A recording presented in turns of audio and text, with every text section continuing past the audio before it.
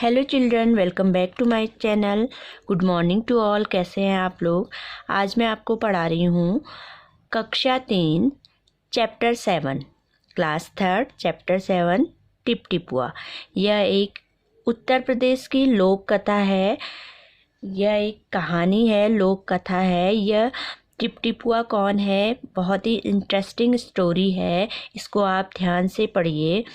ये न कोई आदमी है न कोई जानवर है, ये है एक बुढ़िया थी। उसका न झोपड़ी, जो उसका घर था, उसका टपकता हुआ पानी, वो है टिप टिपुआ। ओके, आज हम स्टार्ट करेंगे class 3 lesson 7 Tip Tipua. Let's start.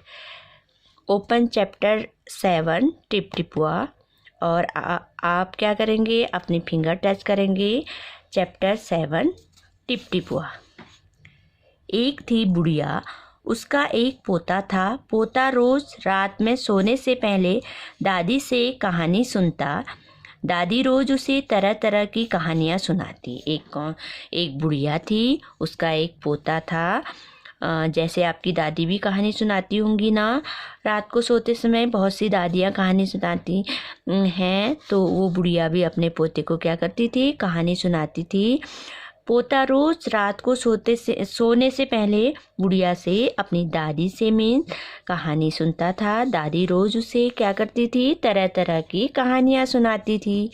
एक दिन मूसलाधार बारिश हुई। ऐसी बारिश पहले कभी नहीं हुई थी। सारा गांव बारिश से परेशान था। बुढ़िया की झोपड़ी में पानी जगह जगह से टपक रहा था, टिप टिप टिप टिप। इस बात से बेखबर पोता दादी की गोद में लेटा कहानी सुनने के लिए मचल रहा था। बुढ़िया खींचकर बोली, अरे बचुआ, का कहानी सुनाए? ई टिप टिपुआ से जान बचे तब ना। तो क्या हुआ बच्चों? एक दिन क्या हुई? बहुत बारिश हो रही थी। तो ऐसी बारिश कभी नहीं हुई, मतलब बहुत ज़्यादा बारिश हो रही थी।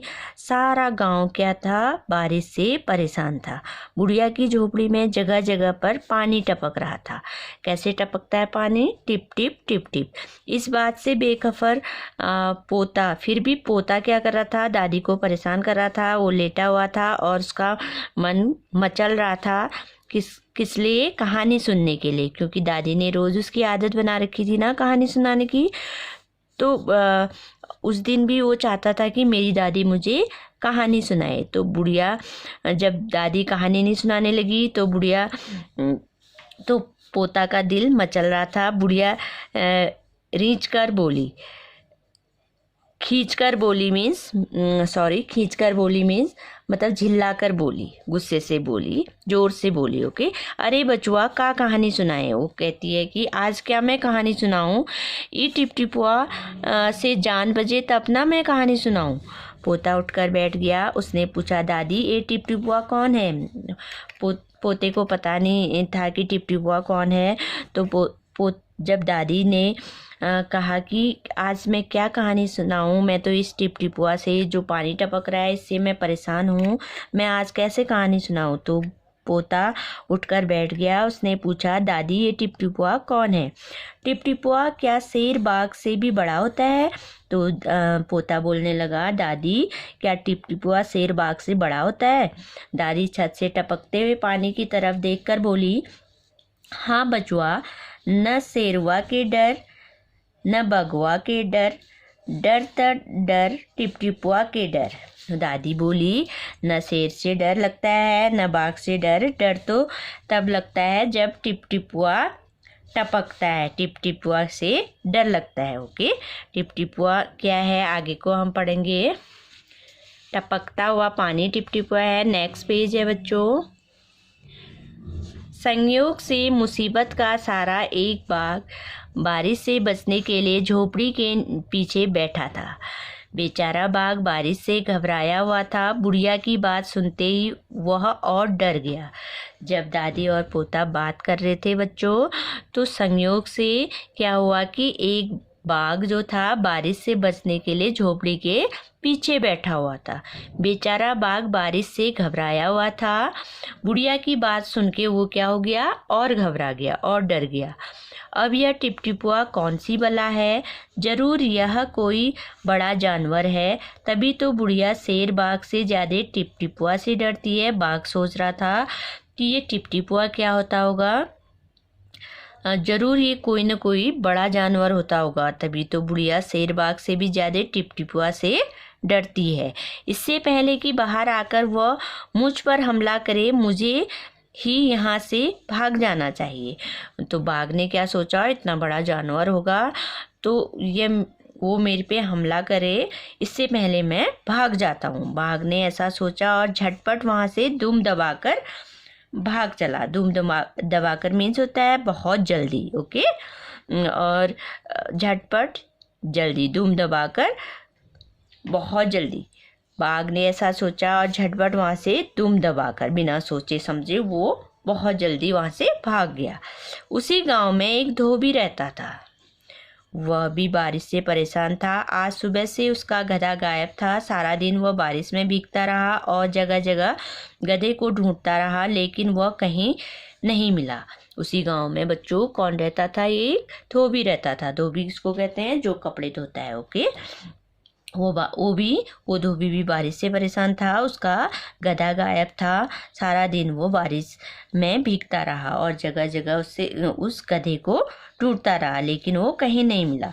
धोबी की पत्नी बोली, जाकर गांव के पंडित जी से क्यों नहीं पूछते, वे बड़े ज्ञानी हैं, आगे पीछे सबके हाल की उन्हें खबर रहती है। धोबी की बीवी क्या बोलती है, जाकर उसकी पत्नी बोलती है, जाकर पंडित जी से क्यों नहीं पूछते हो, वो पंडित जी तो बहुत ज्ञानी हैं, वो उनको सारी खबर पता रहती है। देखिए बच्चों, ये दादी है, ये कौन है, ये बच्चा है। ये दादी रोज रोज उनको सोते समय क्या करती है, कहानी सुनाती है। दादी है, ये पोता है।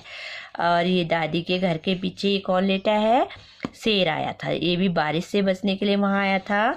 और देखो ये धोबी है, ये धोबी की पत्नी है। इनका क्या हुआ है, गधा गायब हुआ है, ओके। ये पत्नी है, ये धोबी है। Now turn the page. फिर क्या होता है, पत्नी की बात धोबी को जच गई। पत्नी की बात धोबी को जच गई मीन्स पत्नी की बात धोबी को अच्छी लगी। अपना मोटा लठ उठाकर वह पंडित जी के घर की तरफ चल पड़ा। उसने देखा कि पंडित जी घर में जमा बारिश का पानी उलीच उलीच कर फेंक रहे हैं। उलीच उलीच कर, उठा उठाकर, किसी बर्तन से उलीचना मीन्स उठाकर नीचे को फेंकना, ओके। तो जो पत्नी ने कहा था कि पंडित जी के पास आइए, धोबी को वो बात अच्छी लगी और मोटा लठ उठाकर वो कहाँ गया, पंडित जी के घर की तरफ गया। उसने देखा कि पंडित जी भी बारिश का जमा पानी उलीच उलीच कर फेंक रहे हैं, मतलब उठा उठाकर किसी बर्तन से उठाकर फेंक रहे हैं। धोबी ने बेसब्री से पूछा, महाराज मेरा गधा सुबह से नहीं मिल रहा है, जरा पोथी बाँच कर बताइए तो वो कहाँ गया। पोथी बाँच कर, जो पंडित जी के पास वो बुक होती है, किताब होती है, पतड़ा जिसको कहते हैं, उसको बाँच कर, पढ़ कर, देख कर मीन्स उसको बताइए, ओके। तो धोबी ने कहा, महाराज मेरा गधा सुबह से गायब है, जरा पोथी बाँच कर, वो जो पतड़ा होता है आपके पास, जो बुक होती है, वह मेरे को बाँच कर, पढ़ कर, बाँच कर मीन्स पढ़ कर बताइए तो वो कहाँ है। सुबह से पानी उलीचते उलीचते पंडित जी थक गए थे। धोबी की बात सुनी तो झुंझला पड़े और बोले, मेरी पोथी में तेरे गधे का पता ठिकाना लिखा है क्या? जो आ गया पूछने, अरे जाकर ढूंढ उसे किसी गड़ई पोखर में। तो उस पंडित जी भी जो बारिश का पानी था उसको उलीचते उलीचते, उठाते उठाते, मतलब फेंकते फेंकते बहुत थक गए थे। धोबी की बात सुनी तो वो झुंझला पड़े, मतलब चिल्ला पड़े, मेरी जो पोथी होती है पंडित जी की किताब, जो उसमें उन्होंने कहा कि तेरे गधे का पता ठिकाना लिखा है क्या उस पोथी में? अरे जाकर अपने गधे को किसी गड़ई पोखर में ढूंढ, तालाब या गधेरे में ढूंढ। ये है देखिए, ये पंडित जी है, ये धोबी है। ये पंडित जी पानी उलीच रहे हैं, देखिए ये इससे बर्तन से। ये बहुत परेशान हो रहे हैं, तो धोबी को झुंझलाकर उन्होंने जवाब दिया। झुंझलाकर मीन्स गुस्से में, ओके, जोर से। फिर क्या हुआ बच्चों, और पंडित जी लगे फिर पानी उलीचने। धोबी वहाँ से चल दिया। फिर ऐसा कहकर पंडित जी फिर पानी उलीचने लग गए और धोबी वहाँ से चला गया। चलते चलते वह एक तालाब के पास पहुँचा। तालाब के किनारे ऊंची ऊंची घास उग रही थी। धोबी घास में गधे को ढूंढने लगा। किस्मत का मारा बेचारा बाघ टिपटिपुआ के घर से वहीं घास में छिपा बैठा था। धोबी को लगा कि बाघ ही उसका गधा है। उसने आँव देखा न ताँव और लगा बाघ का मोटा लट्ठ बरसाने, और लगा बाघ पर मोटा लट्ठ बरसाने। बेचारा बाघ इस अचानक हमले से एकदम घबरा गया। तो उसके बाद क्या हुआ, पंडित जी तो पानी उलीचने लग गए और धोबी वहाँ से निराश होकर चला गया। चलते चलते धोबी कहाँ पहुँचा, एक तालाब के पास पहुँचा। तालाब के किनारे ऊंची ऊंची बड़ी बड़ी घास जमी हुई थी, उगी हुई थी। तो धोबी गधे को घास में ढूंढने लगा। वहाँ उनको क्या मिला, बाघ बैठा हुआ मिला। जो धोबी के जो अम्मा थी, जो बुढ़िया थी, उसके घर के पास जो बाघ बैठा हुआ था, वहाँ वो बैठा हुआ उनको मिला। उसने आव देखा न ताव बाघ पर। तो धोबी ने क्या सोचा, बिना सोचे समझे, आव देखा न ताव बिना सोचे समझे क्या किया, उसने सोचा कि ये मेरा गधा है। तो उसने ताव बाघ पर मोटा लट्ठ बरसाने लगा। उसने जल्दीबाजी में आँव देखा न ताँव, इधर उधर न देखते हुए बाघ पर लट्ठ बरसाए और बेचारा बाघ इस हमले से घायल हो गया। तो नेक्स्ट पेज है बच्चों। बाघ ने मन ही मन सोचा, लगता है यही टिपटिपुआ है। आखिर इसने मुझे ढूंढ ही लिया। अब अपनी जान बचानी है तो यह जो कहे चुपचाप करते रहो। बाघ ने सोचा, लगता है कि यही टिपटिपुआ है जिससे बुढ़िया डर रही थी। तो बाघ ने सोचा कि अगर मुझे अपनी जान बचानी है तो मुझे इसका कहना मानना पड़ेगा और चुपचाप से जो ये कहे चुपचाप से करते जाओ। आज तूने बहुत परेशान किया है, मार मार कर मैं तेरा कचूमर निकाल दूंगा। ऐसा कहकर धोबी ने बाघ का कान पकड़ा और उसे खींचता हुआ घर की तरफ चल दिया। तो धोबी कहता है, आज तूने मुझे बहुत परेशान किया, तेरा तो मैं आज कचूमर निकाल दूंगा। ऐसा कहकर बाघ का कान पकड़ा और धोबी घर की तरफ चल दिया। ये देखिए बाघ है, बाघ का कान पकड़ा है ना धोबी ने। ये देखिए धोबी तो लट्ठ लेकर बाघ का कान पकड़कर अपने घर की तरफ चल दिया। बाघ बिना चूं चपड़ किए भीगी बिल्ली बना धोबी के पीछे पीछे चल दिया। घर पहुंचकर धोबी ने बाघ को खूंटे से बांध दिया और सो गया।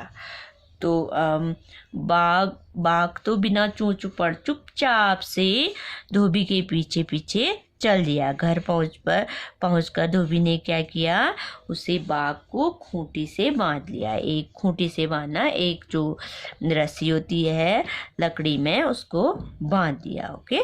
सुबह जब गांव वालों ने धोबी के घर के बाहर खूंटे से एक बाघ को बंधे देखा तो उनकी आंखें खुली की खुली रह गई।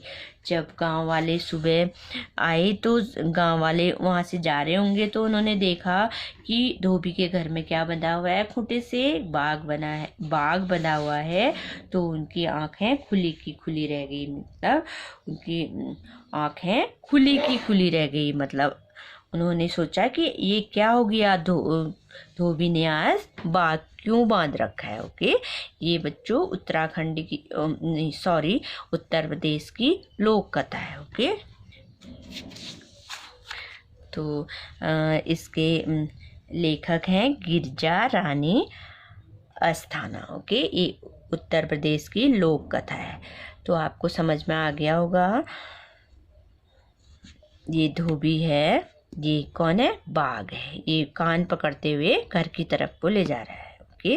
जब सुबह क्या हुआ, जब उसने खूंटे से बांधी थी बाघ को तो सुबह जब गांव वाले आए तो उनकी आंखें खुली की खुली रह गई। तो बच्चों आपको बताना है ये लोक कथा आपको कैसी लगी। इसके लेखक हैं गिरजा रानी अस्थाना। तो आपको क्या करना है, इसको अच्छी तरह से पढ़ना है और अच्छी तरह से इसको फिंगर टच करते हुए पढ़ना है, ओके, और इसको समझना है। और नेक्स्ट वीडियो में मैं कराऊंगी इसकी बुक वर्क और कॉपी वर्क। ओके, आपको वीडियो पसंद आए तो प्लीज़ मेरे चैनल को सब्सक्राइब ज़रूर कर दीजिएगा। Thank you.